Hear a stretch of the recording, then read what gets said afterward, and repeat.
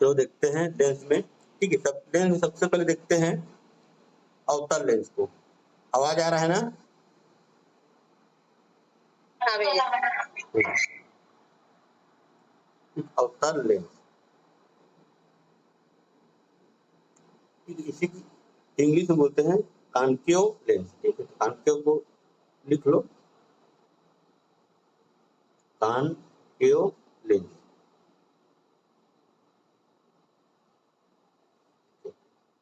तो अवतल लेंस,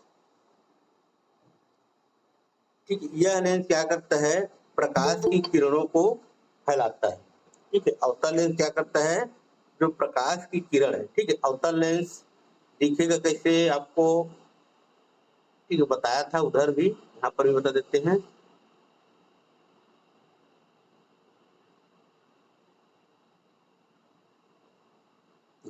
ठीक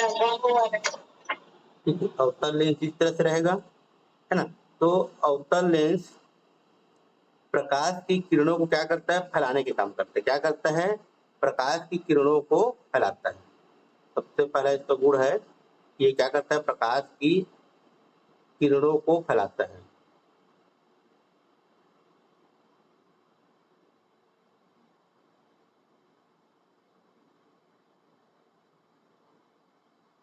ठीक है ना। अवतल लेंस क्या करता है? प्रकाश की किरणों को फैलाता है, ठीक। प्रकाश की किरणों को फैलाता है, जिसके कारण इसे अपकारी लेंस बोलते हैं। क्या बोलते हैं? अपकारी लेंस। क्या बोला जाता है इसको? अवतल लेंस को अपकारी लेंस, ठीक है। क्या बोलते हैं? अपकारी लेंस बोलते हैं।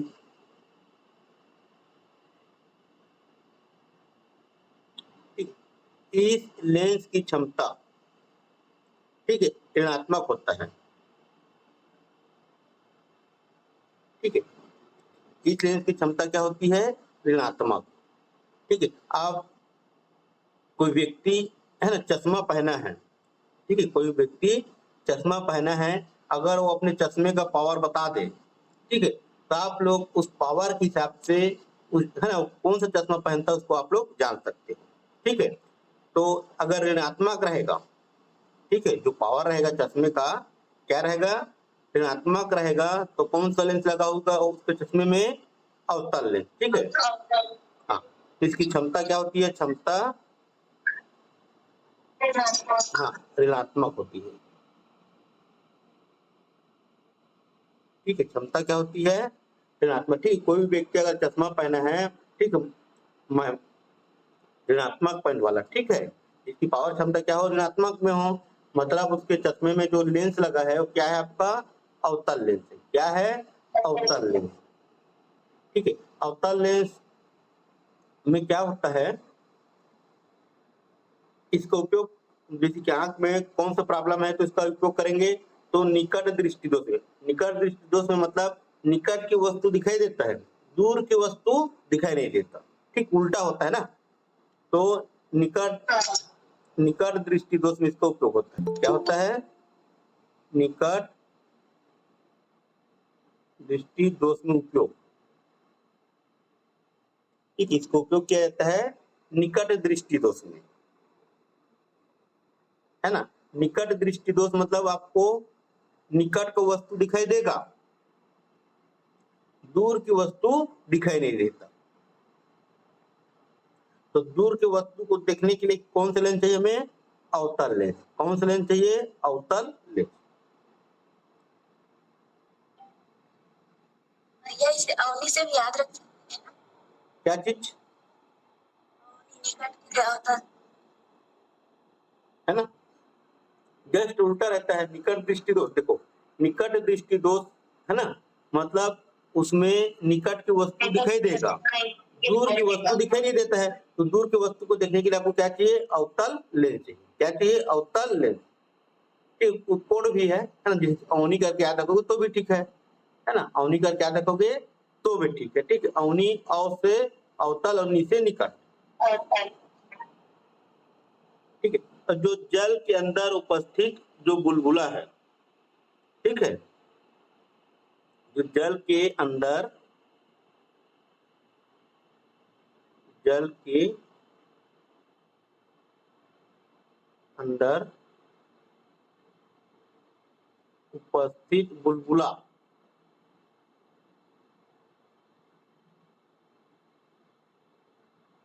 जल के अंदर उपस्थित बुलबुला है ना आपका अवतल लेंस की भांति कार्य करता है। कौन सी लेंस की भांति कार्य करता है? अवतल लेंस की भांति। ठीक है। और जो धूप के चश्मा रहता है, ठीक है, धूप वाला जो चश्मा पहनते हैं हम लोग, उसकी पावर होती है धूप के चश्मे का, धूप की चश्मे का पावर क्या होता है? 0 डायोप्टर होता है। ठीक है, जीरो है ना, 0 क्या होता है? डायोप्टर। ठीक है, लेंस की क्षमता को किससे मापते हैं? डायोप्टर से पहले ही बता दिया हूँ आप लोगों को, है ना। तो जो धूप की चश्मा यूज करते हैं उसकी पावर होती है 0 डायोप्टर। क्या होती है? 0 डायोप्टर। ठीक है, तो इतना हमें क्या रखना है, याद रखना है अवतल लेंस के बारे में। ठीक है, अवतल लेंस का इंग्लिश नाम भी याद रखो, कॉनकेव। क्या होता है? कॉनकेव। थोड़ा सा पढ़ लेते हैं। अवतल लेंस क्या करता है? प्रकाश की किरणों को क्या करेगा? फैलाएगा। ठीक है, फैलाता है, जिसके कारण इसको क्या बोलते हैं? अपकारी लेंस। क्या बोलते हैं? अपकारी लेंस। इसकी क्षमता क्या होती है? ऋणात्मक होती है ना। किसी भी व्यक्ति के चश्मे का पावर देख के हम लोग बता सकते हैं कि उसके चश्मे में किस प्रकार का लेंस का उपयोग किया गया है ना। और इसका उपयोग होता है निकट दृष्टि दोष में, मतलब दूर की वस्तु को देखने के लिए। और जल के अंदर उपस्थित जो बुलबुला है ना, अवतल लेंस की भांति कार्य करता है। क्या करता है? अवतल लेंस की भांति। और धूप के चश्मे का पावर क्या होता है? 0 डायोप्टर होता है। क्या होता है? 0 डायोप्टर। आगे देखते हैं उत्तल लेंस।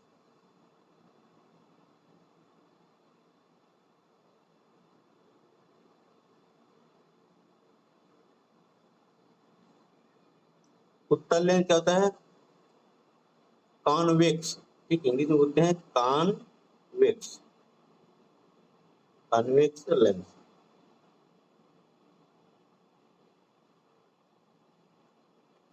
ठीक है, यह लेंस क्या करता है? प्रकाश को एक बिंदु पर केंद्रित करता है। उत्तल लेंस क्या करता है? प्रकाश को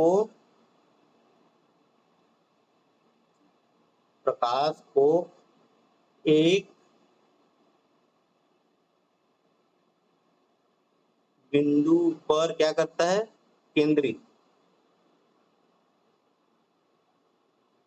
ठीक है, उत्तल लेंस क्या करता है? प्रकाश को एक बिंदु पर केंद्रित करता है, जिसके कारण क्या बोलते हैं इसको? अभिसारी लेंस। क्या बोलते हैं? अभिसारी लेंस बोलते हैं। क्या बोलते हैं? अभिसारी लेंस। ठीक है, याद रखना अन्य नाम को भी। ठीक है, एग्जाम में फंसाने के लिए आपको उत्तल लेंस, अवतल लेंस न दे करके अपसारी और अभिसारी लेंस भी दे सकते हैं।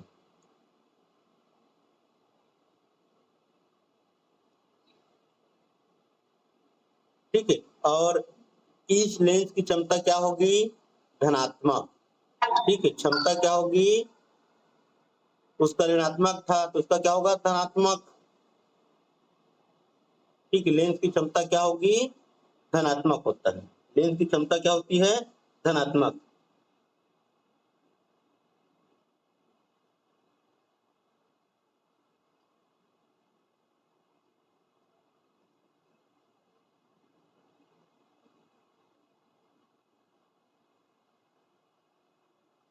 ठीक है, लेंस की क्षमता क्या होती है?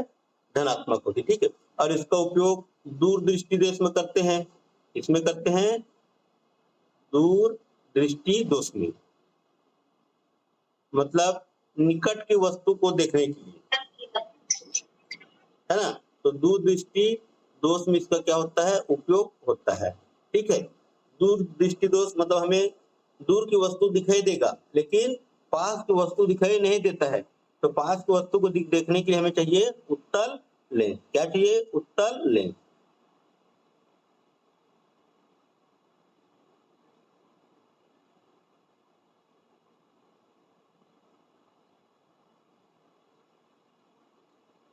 और जो हमारे आंख का लेंस होता है, जो हमारे आंख में जो लगा है लेंस, क्या होता है? उत्तल लेंस होता है। क्या होता है? उत्तल लेंस।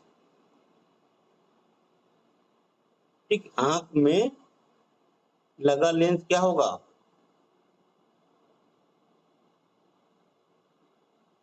ठीक है, उत्तल होगा ना। क्या होगा? उत्तल। ठीक है, आंख में जो लगा है लेंस क्या होगा? कौन सा लेंस होगा? उत्तल लेंस होगा। क्या होगा? उत्तल लेंस। ठीक है, और पानी की सतह पर, जो पानी है, पानी की सतह पर देखो, उतना टाइम पढ़े थे ऊपर में कि जल के अंदर, ठीक है, या पानी के अंदर उपस्थित बुलबुला ना, अंदर में ना, पानी के अंदर में उपस्थित बुलबुला अवतल लेंस की भांति कार्य करता है। लेकिन पानी की सतह पर, ठीक है, सतह पर ना, ऊपर में सतह पर बना बुलबुला, ठीक है, सतह और अंदर समझ आ रहा है? ठीक है, पानी के ऊपर में जो बुलबुला बनेगा, मतलब पानी की सतह पर जो बुलबुला बनेगा क्या होगा? आपका उत्तल लेंस होगा। और पानी के अंदर में जो बुलबुला बनेगा वो क्या होगा? आपका अवतल लेंस। क्या होगा? अवतल लेंस। ठीक है, और एग्जाम में पूछा गया है, व्यापक एग्जाम में, और इसका उपयोग होता है सूक्ष्मदर्शी और दूरदर्शी में। ठीक है, सूक्ष्मदर्शी और दूरदर्शी में,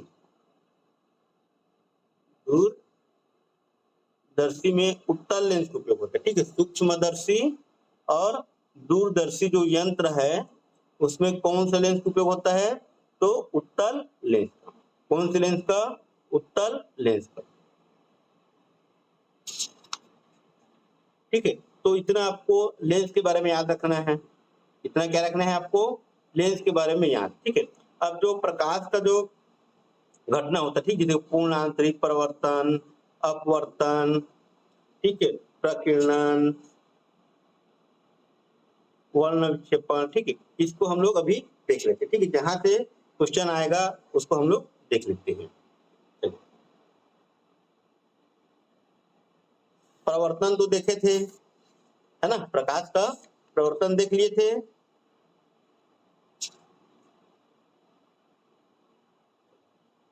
प्रकाश का प्रवर्तन देख लिए थे, तो अपवर्तन देखते हैं। क्या देखते हैं? अपवर्तन को।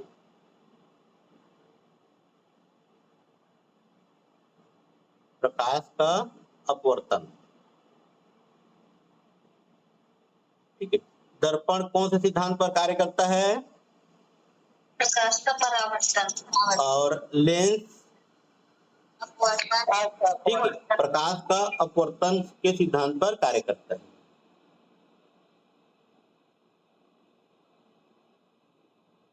ठीक है, तो प्रकाश का अपवर्तन क्या है? जब प्रकाश की किरण एक माध्यम से चल करके दूसरे माध्यम में जाती है, तो जो प्रकाश की किरण है अपने मार्ग से क्या हो जाती है? विचलित हो जाती है। और यही घटना क्या कहलाता है? प्रकाश का अपवर्तन कहलाता है। क्या कहलाता है? प्रकाश का अपवर्तन। ठीक है, जब प्रकाश की जो किरण है ना, जब प्रकाश की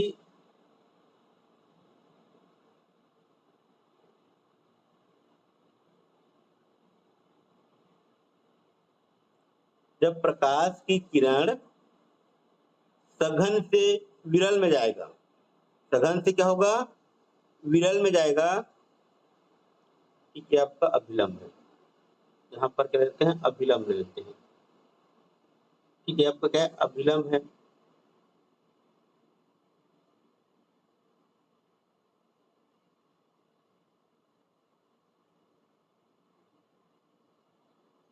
ठीक है, इसको मान लेते हैं ऊपर को विरल, इसको मान लेते हैं सघन। ठीक है, ऊपर को विरल, नीचे को सघन। जब प्रकाश की किरण सघन से विरल में जाएगा, ठीक है, मान लो नीचे से हम लोग भेज रहे हैं प्रकाश की किरण को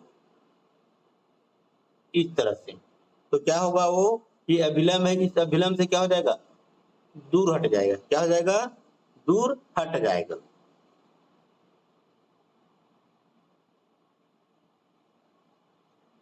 ठीक है, और विरल से, ठीक है, और विरल से जब है ना, विरल माध्यम से सघन माध्यम में आ गई तो अभिलंब की ओर झुक रही ना, क्या हो रही है, अभिलंब की ओर झुक रही। ठीक है, इसी को आप दो तरीका से देख सकते हो। क्या कर सकते हो, दो तरीका से।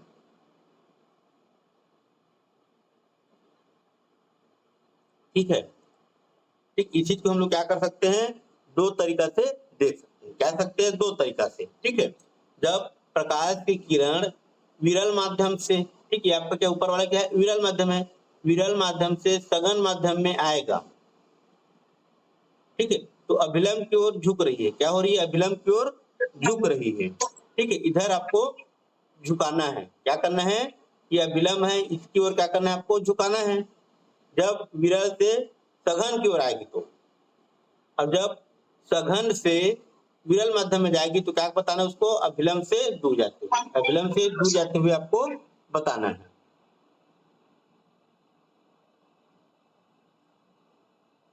तो समझ आ गया प्रकाश का अपवर्तन। ठीक है, बस आपको बताना है कि जब प्रकाश किरण एक माध्यम से दूसरे माध्यम में जाती है तो प्रकाश किरण अपने मार्ग से विचलित हो जाती है, तो इस घटना को क्या बोलते हैं, प्रकाश का अपवर्तन। क्या बोलते हैं, प्रकाश का अपवर्तन।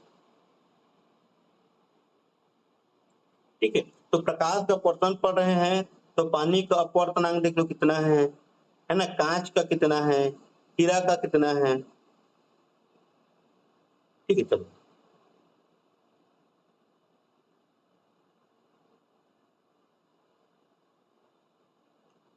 देखो, पानी का अपवर्तनांक, ठीक है, पानी का अपवर्तनांक कितना होगा, 1.33 होता है। कितना होता है, 1.33 पानी का। कांच का, कांच का अपवर्तनांक होगा 1.5। कांच का अपवर्तनांक कितना होगा, 1.5। पानी का अपवर्तनांक कितना, 1.33। फिर हीरा का अपवर्तनांक, हीरा, हीरा का अपवर्तनांक होगा 2.42। ठीक है, 2.42।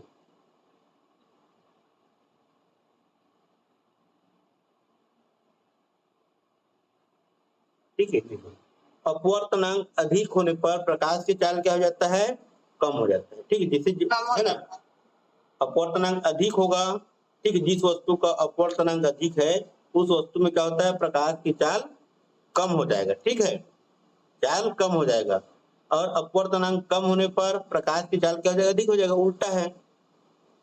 मतलब आपका, ठीक, अपवर्तनांक अधिक है तो प्रकाश की चाल क्या होगा, कम होगा। ठीक है, तो इसी को उल्टा करना है, अपवर्तनांक ज्यादा रहेगा तो प्रकाश की चाल क्या रहेगा, ऑटोमेटिक कम रहेगा। ठीक है, एक दूसरे के क्या है, अपोजिट है, एक दूसरे के क्या है, अपोजिट। ठीक है, और निर्वात में, ठीक है, निर्वात में प्रकाश की चाल क्या होता है, सर्वाधिक। प्रकाश की चाल क्या होगी, सर्वाधिक होता है निर्वात में। ठीक है, निर्वात में क्या होगा, प्रकाश की चाल सर्वाधिक। और नायलॉन है,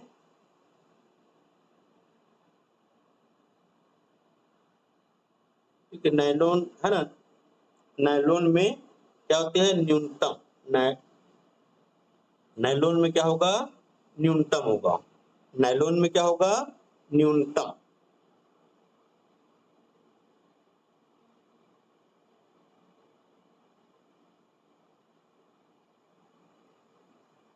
है ना, उदाहरण है, उसी उदाहरण से आपको क्या पूछते हैं, क्वेश्चन पूछे। ठीक है, देखो, मतलब ये घटना कौन सी है बोल के, ठीक है, तो देखते हैं उदाहरण को इसका, जो आपके एग्जाम में आने के लायक है उसको देख लेते हैं।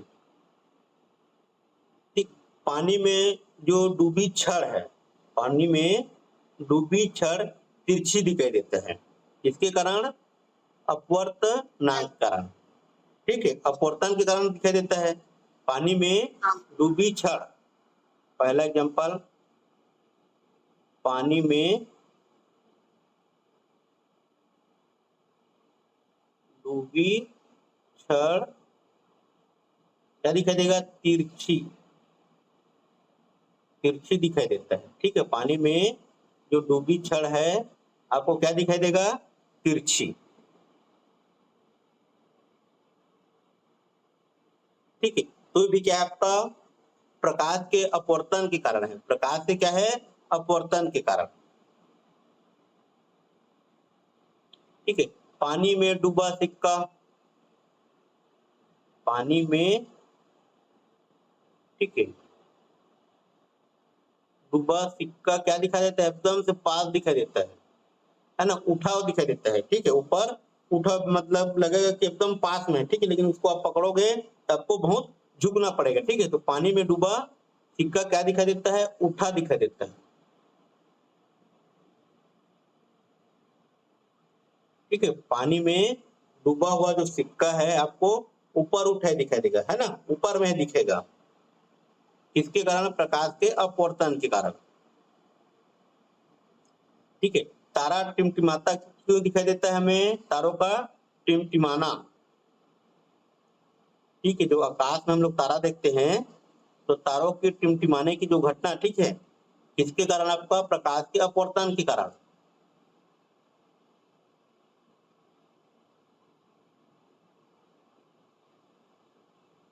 ठीक है, तारों, ठीक है, तारों की टिमटिमाना, तारों की, ठीक है, जब जो तारे हैं टिमटिमाते हुए दिखाई देते हैं हमें।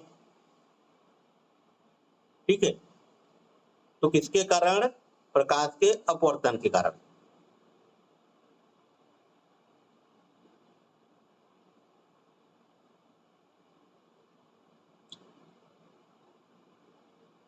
ठीक है, चौथा देख लो, जब सूर्य क्या होता है?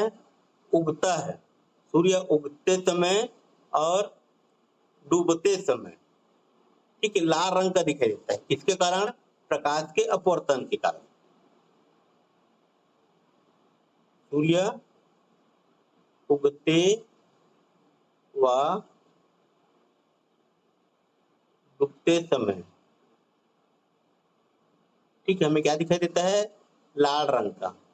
किस रंग का दिखाई देता है? लाल रंग का। किस घटना के कारण होता है? तो प्रकाश के अपवर्तन के कारण होता है। क्या होता है? प्रकाश के अपवर्तन के कारण।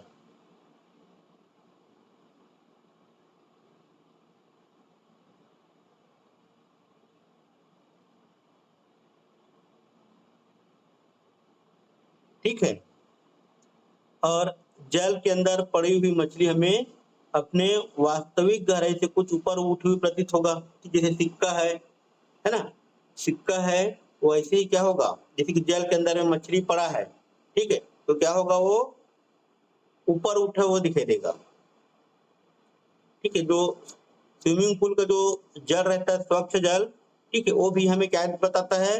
वास्तविक गहराई से उठा हुआ प्रतीत होता है। ठीक है, ज्यादा गहरा है हमें नहीं दिखाता है वो।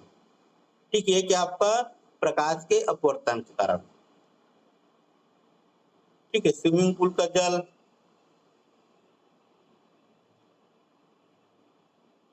लिख लो, स्विमिंग पूल का जल का स्वच्छ जल। ठीक है, स्विमिंग पूल का स्वच्छ जल हमें, है ना, ऊपर उठा हुआ दिखाई देगा। ठीक है, वास्तविक गहराई का पता नहीं चलेगा। किसके कारण? तो प्रकाश के अपवर्तन के कारण। ठीक है, तो इतना आपको याद रखना है एग्जाम्पल में। ठीक है, पानी में डूबी हुई छड़ हमें तिरछी दिखाई देता है, क्यों? तो प्रकाश के अपवर्तन के कारण। पानी में डूबा हुआ सिक्का कुछ ऊपर उठा हुआ दिखाई देगा, किसके कारण? प्रकाश के अपवर्तन के कारण। तारा टिमटिमाता है रात में, किसके कारण? प्रकाश के अपवर्तन के कारण। ठीक है, सूर्य उगते और डूबते समय लाल रंग का दिखाई देगा, किसके कारण? प्रकाश के अपवर्तन के कारण। स्विमिंग पूल का स्वच्छ जल है ना, कुछ ऊपर उठा हुआ दिखाई देगा, या जल में डूबी हुई मछली कुछ ऊपर उठा हुआ दिखाई देगा, किसके कारण? प्रकाश के अपवर्तन के कारण।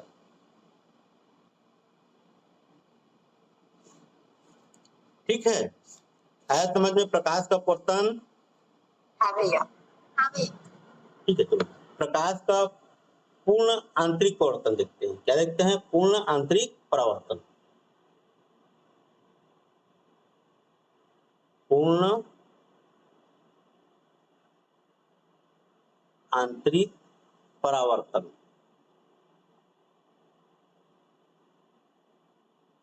तो पूर्ण आंतरिक परावर्तन जब प्रकाश किरण किसी सघन माध्यम से, है ना, किसी विरल माध्यम में क्या करता है? प्रवेश करता है।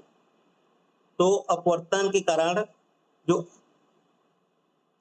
है ना, अपवर्तन होता है जिसके कारण अपवर्तित प्रकाश अविलंब से दूर हट जाती है ना, बताया था ऊपर में।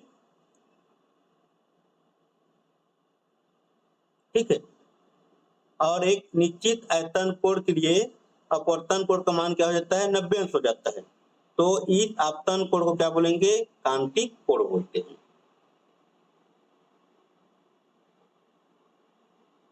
ठीक है, यदि आपतन कोण का मान क्रांतिक कोण से अधिक करने पर प्रकाश विरल माध्यम में जाने के बजाय सघन माध्यम में वापस आ जाता है, अर्थात सघन माध्यम में ही वापस आ जाता है, तो यह घटना क्या कहलाता है? पूर्ण आंतरिक परावर्तन कहलाता है। क्या कहलाता है? पूर्ण आंतरिक परावर्तन। ठीक है, जैसे मान लो, ठीक है, जैसे कि मान लो कोई, हाँ, ये कोड वाला कोई प्रयोग बोलिए तो।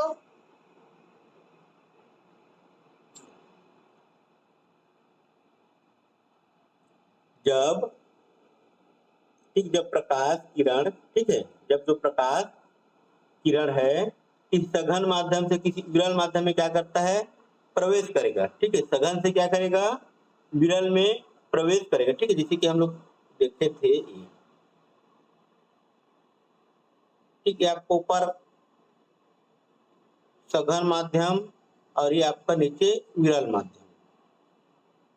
ठीक है, जब प्रकाश किरण किसी सघन माध्यम से, ठीक है, सघन माध्यम हो गया ये, सघन माध्यम से विरल माध्यम में क्या करेगा? प्रवेश करेगा, तो अपवर्तन के कारण क्या होते हैं? आपतित प्रकाश अभिलंब से दूर हट जाती है। ठीक, इधर, ठीक, यहाँ पर ये अभिलंब है। ठीक है, तो जो आपतित प्रकाश है, ठीक है, आपका क्या जाएगा? अभिलंब से दूर हट जाएगा। और एक निश्चित आपतन कोण के लिए अपवर्तन कोण का मान क्या होता है? 90। ठीक है, और एक निश्चित आपतन कोण के लिए क्या चाहिए हमें? ठीक, अपवर्तन कोण का मान क्या होता है? 90 अंश होता है। तो इस आपतन कोण को क्या बोलते हैं? क्रांतिक कोण बोलते हैं। क्या बोलते हैं? आपतन कोण को क्रांतिक कोण।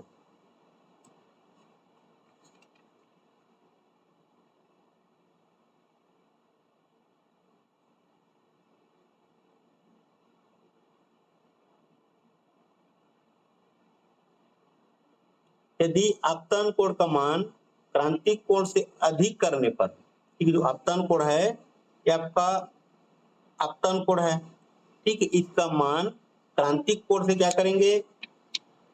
अधिक करेंगे। ठीक है, क्रांतिक कोण से क्या करेंगे? अधिक करने पर जो प्रकाश है, ठीक है, विरल माध्यम में जाने के बजाय क्या होता है? वापस, ठीक है, वापस आ जाता है। ठीक है, जब हम लोग क्या कर देंगे? यदि जो आपतन कोण का मान है क्रांतिक कोण से क्या कर देंगे? बढ़ा देंगे। क्या करेंगे? क्रांतिक कोण से क्या करेंगे? बढ़ा देंगे। ठीक है, तो विरल माध्यम में जाने के बजाय क्या हो जाता है? वापस उसी माध्यम में आ जाता है। अर्थात क्या होगा? आपका सघन माध्यम में ही रहेगा। ठीक, इधर ही आ जाएगा। ठीक, इधर आ जाएगा वापस। तो यह घटना क्या कहलाता है? पूर्ण आंतरिक परिवर्तन कहलाता है।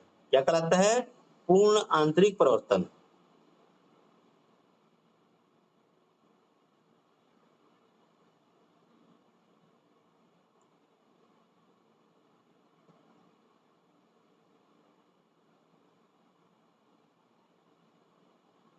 ठीक है, मतलब सघन माध्यम में ही रहेगा। ठीक है, प्रकाश की किरण सघन माध्यम में रहेगा, विरल माध्यम में जाएगा ही नहीं, विरल माध्यम में जाएगा ही नहीं। ठीक है, तो इसका दैनिक जीवन में उदाहरण कहाँ कहाँ पे मिलेगा आपको? पूर्ण आंतरिक परिवर्तन का। ठीक है, पूर्ण आंतरिक परिवर्तन का उदाहरण देखो, जो हीरा है, हीरा चमकता क्यों है? हाँ, हीरा चमकदार दिखाई देता है। ठीक है, हीरा चमकदार दिखाई देता है। ठीक है, किसके कारण? पूर्ण आंतरिक परिवर्तन के कारण। क्या होता है? पूर्ण आंतरिक परिवर्तन के कारण ही हमें क्या दिखाई देता है? हीरा चमकता हुआ दिखाई देता है। ठीक है, दूसरा उदाहरण क्या देखने को मिलेगा? ठीक है, मरुस्थलों में मृग मरीचिका का बनना। मृग मरीचिका, मरुस्थलों में क्या बनना? मृग मरीचिका। मरीचिका का बनना। ठीक है, अब इसका डिटेल बताने का टाइम नहीं है, इसलिए नहीं बता रहा हूँ। ठीक है, केवल एग्जाम्पल को याद रखो। हाँ भैया। ठीक है, एग्जाम्पल को ही पूछते हैं। ठीक है, तो हीरा चमकदार दिखाई देता है किसके कारण? पूर्ण आंतरिक परिवर्तन के कारण। रेगिस्तान में या मरुस्थलों में मृग मरीचिका का बनना किसका उदाहरण है आपका? है ना, पूर्ण आंतरिक परिवर्तन का उदाहरण है। ठीक है, आपका चटका हुआ कांच या टूटा हुआ कांच, चटका हुआ कांच चमकीला दिखाई देता है किसके कारण? पूर्ण आंतरिक परिवर्तन के कारण।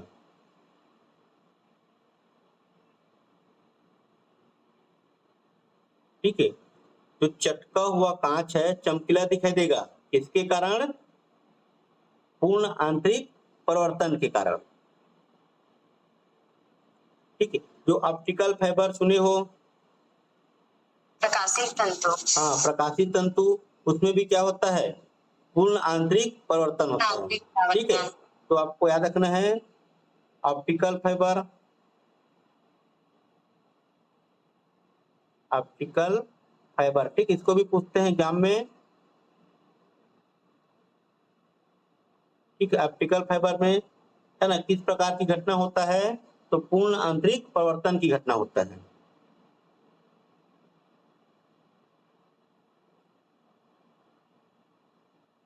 ठीक है,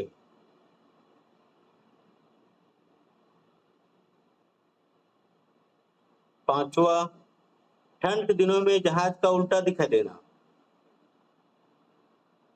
ठंड के दिनों में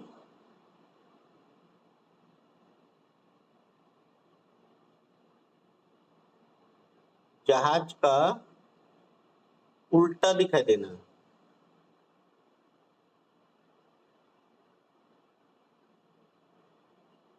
ठीक, ये भी क्या आपका पूर्ण आंतरिक परिवर्तन की एक घटना है।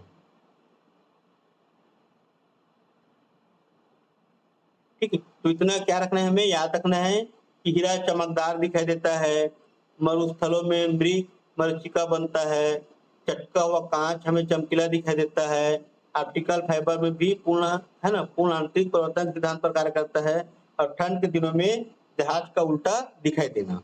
ठंड के दिनों में जहाज का उल्टा दिखाई देना भी क्या है आपका? पूर्ण आंतरिक परिवर्तन का उदाहरण है।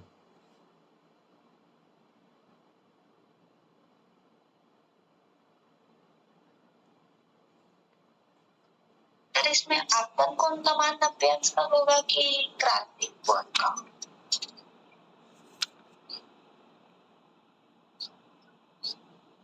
ठीक, आपतन कोण को ही क्रांतिक कोण बोलते हैं। अगर आपतन कोण का मान 90 अंश है तो इस आपतन कोण को क्या बोलेंगे? क्रांतिक कोण बोलते हैं। क्रांतिक कोण। मतलब आपतन कोण और क्रांतिक कोण है ना एक ही है। हाँ।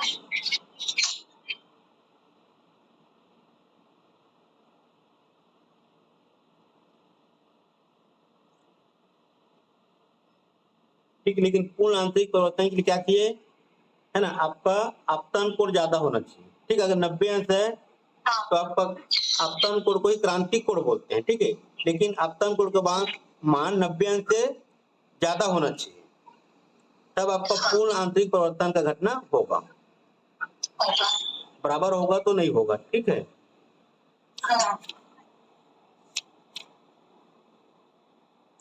ठीक है। देखो और भी पूछा जाता है प्रकीर्णन। ठीक है, प्रकीर्णन के कारण क्या क्या घटना होती है प्रकृति में, देख लेते हैं।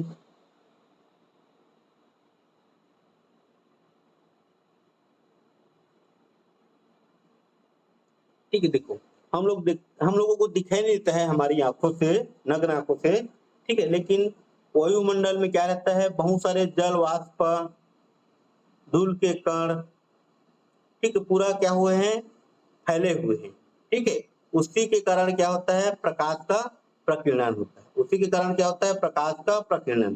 ठीक है, तो जो वायुमंडल में उपस्थित जल वाष्प है और धूल है, धूल के कारण क्या होता है, प्रकाश के अपने अवयवी रंग में, प्रकाश अपने अवयवी रंग में क्या करते हैं, बिखर जाता है, जिसके कारण क्या होता है, प्रकाश का प्रकीर्णन होता है। जिसके कारण क्या होता है, प्रकाश का प्रकीर्णन।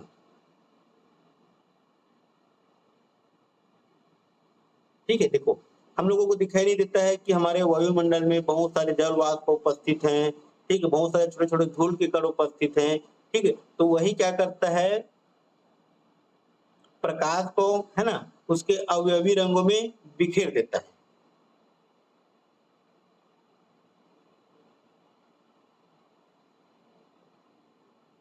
ठीक है, प्रकाश को क्या करता है, उसके अवयवी रंग में बिखेर देता है, जिसके कारण क्या होता है, प्रकाश का, है ना, उसी को बोलते हैं प्रकाश का प्रकीर्णन।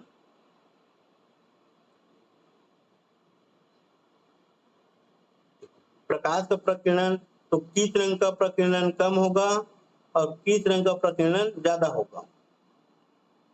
ठीक है, तो लाल रंग का प्रकीर्णन कम होता है, लाल रंग का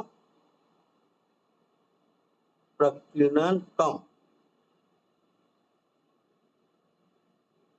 ठीक है, लाल रंग का प्रकीर्णन कम होगा, तो लाल रंग का प्रकीर्णन कम होगा तो इसका तरंग दैर्ध्य क्या होगा, अधिक होता है। तरंग दैर्ध्य क्या होगा, अधिक होता है।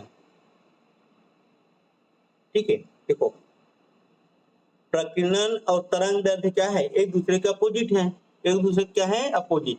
ठीक है, तो लाल रंग का प्रकीर्णन कम होगा, लाल रंग का प्रकीर्णन क्या होगा, कम होगा, तो उसका तरंग दैर्ध्य क्या होगा, अधिक होगा। उसका तरंग दैर्ध्य क्या होगा, अधिक होगा। ठीक है, तो बैंगनी रंग का प्रकीर्णन अधिक होता है। ठीक है, बैंगनी रंग का प्रकीर्णन क्या होगा, सबसे अधिक होता है।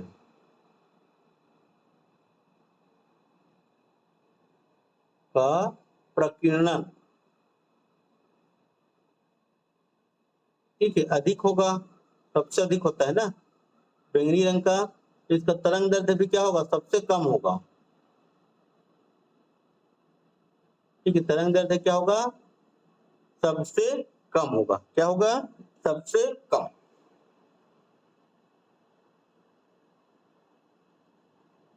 ठीक है, तो प्रकीर्णन और जो तरंग दैर्ध्य है आपके क्या है, एक दूसरे के अपोजिट है। क्या है, एक दूसरे के अपोजिट।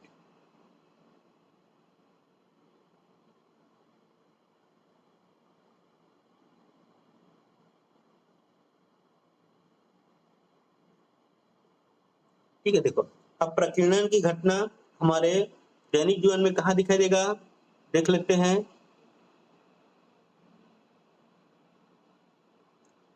पहला, ठीक है, देखो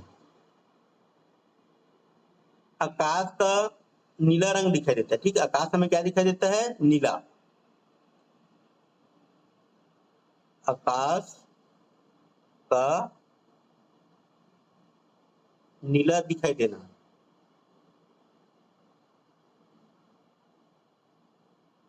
ठीक है, आकाश का नीला दिखाई देना किसके कारण? प्रकीर्णन के कारण। किसके कारण? प्रकीर्णन के कारण। ठीक है। समुद्र का पानी का रंग, समुद्र का पानी का रंग, ठीक है, नीला दिखाई देता है। क्या दिखाई देता है हमें? नीला।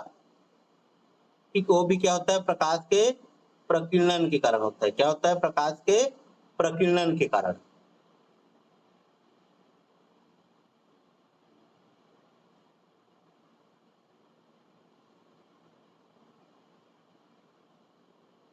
देखो आकाश का, देखो पृथ्वी से देखेंगे हम लोग, ठीक है, पृथ्वी से हम लोग देखेंगे तो आकाश का रंग क्या दिखाई देता है? नीला दिखाई देता है। क्या दिखाई देता है? नीला। ठीक है, तो घटना किसके कारण? प्रकीर्णन के कारण होता है। और समुद्र का जो पानी का रंग है नीला दिखाई देता है, किसके कारण? प्रकीर्णन के कारण ही। ठीक है, लेकिन चंद्रमा से आकाश को देखेंगे, ठीक है, चंद्रमा से क्या देखेंगे? आकाश को देखेंगे। चंद्रमा से ना, चंद्रमा से आकाश, ठीक है, काला दिखाई देता है। क्या दिखाई देता है? देखा हमें, चंद्रमा से आकाश को देखेंगे तो आकाश क्या दिखाई देगा? काला।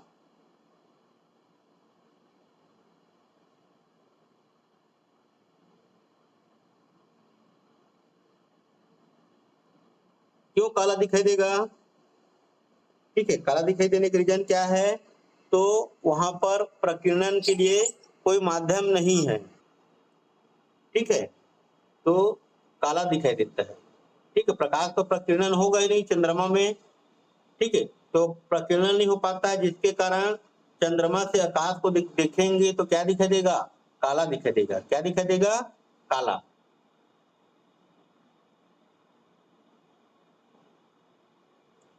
ये हो गया आपका प्रकीर्णन।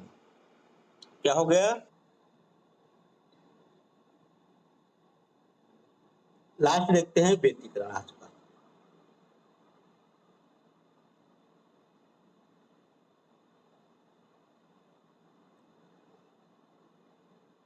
ठीक है, व्यतिकरण।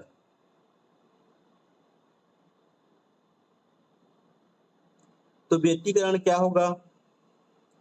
जब समान आवृत्ति की दो प्रकाश तरंगे किसी माध्यम में एक ही दिशा में गति करती है तो माध्यम के कुछ बिंदुओं पर प्रकाश की तीव्रता अधिकतम होगी और कुछ बिंदुओं पर प्रकाश की तीव्रता न्यूनतम या फिर शून्य भी पाई जाती है। अर्थात उनके अध्यारोपण के फलस्वरूप प्रकाश की तीव्रता में परिवर्तन हो जाता है। ठीक है, इसी परिवर्तन की घटना को क्या बोलते हैं? प्रकाश का व्यतिकरण। क्या बोलते हैं? प्रकाश को। ये आपका माध्यम है, ये आपका क्या है? माध्यम। ठीक है, इस माध्यम पर, ठीक है, दो समान आवृत्ति की क्या करते हैं? प्रकाश तरंगे गति करता है। ठीक, इस तरह से। तो क्या होगा? व्यतिकरण के कारण, ठीक है, किसी किसी बिंदु पर प्रकाश की तीव्रता कम हो जाएगी, किसी किसी बिंदु पर प्रकाश की तीव्रता कम हो जाता है या फिर शून्य भी पाई जाती है। ठीक है, तो जो माध्यम की कण है, ठीक है, तो उसके द्वारा जो अध्यारोपण होता है, जिसके कारण प्रकाश की तीव्रता में है ना परिवर्तन होता है, इस घटना को क्या बोलते हैं? प्रकाश का व्यतिकरण।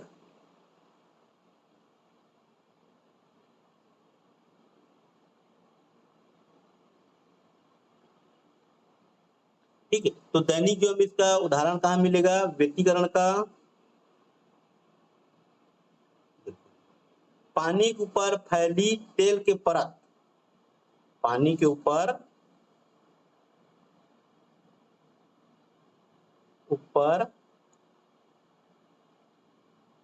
फैली तेल के परत का, है ना, रंगीन दिखाई देना।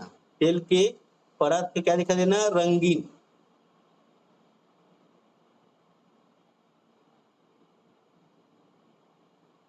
ठीक है, आपका किसका उदाहरण है? व्यतिकरण का। ठीक, पानी के ऊपर फैली तेल के परत का रंगीन दिखाई देना किसका उदाहरण है? व्यतिकरण का। किसका उदाहरण है? व्यतिकरण का। साबुन के बुलबुले का रंगीन दिखाई देना, ठीक है, जो भी आपको रंगीन दिखाई देगा, ठीक है, रंगीन ना शब्द क्या है? रंगीन, सबका व्यतिकरण क्या आता है, ठीक है। तो साबुन के बुलबुले, साबुन के बुलबुले रंगीन दिखाई देता है, ठीक है, रंगीन दिखाई देता है किसके कारण? व्यतिकरण के कारण। ठीक, रंगीन शब्द दिखेगा मतलब आपको क्या मानना है? व्यतिकरण मानना है। क्या मानना है? व्यतिकरण। तीसरा, सीडी का रंगीन दिखाई देना। सीडी कैसे जानते हो? सीडी का रंगीन दिखाई देना किसके कारण? व्यतिकरण के कारण। किसके कारण? व्यतिकरण के कारण, ठीक है। तो इतना आपको याद रखना है प्रकाश चैप्टर से, ठीक है। इससे ज्यादा आने की संभावना नहीं है प्रकाश चैप्टर से, इतना आपके सिलेबस के अनुसार से सफिशिएंट है प्रकाश से, ठीक है। एक और क्लास पढ़ लेंगे, उतना में आपका फिजिक्स हो गया कंप्लीट। फिर हम लोग पढ़ेंगे केमिस्ट्री से, पढ़ लेंगे जहां से केमिस्ट्री से क्वेश्चन आता है, और फिर जीव विज्ञान का, ठीक है। तो ज्यादा टाइम नहीं है, टाइम के हिसाब से आप लोगों का क्लास मैनेज करेंगे, ठीक है।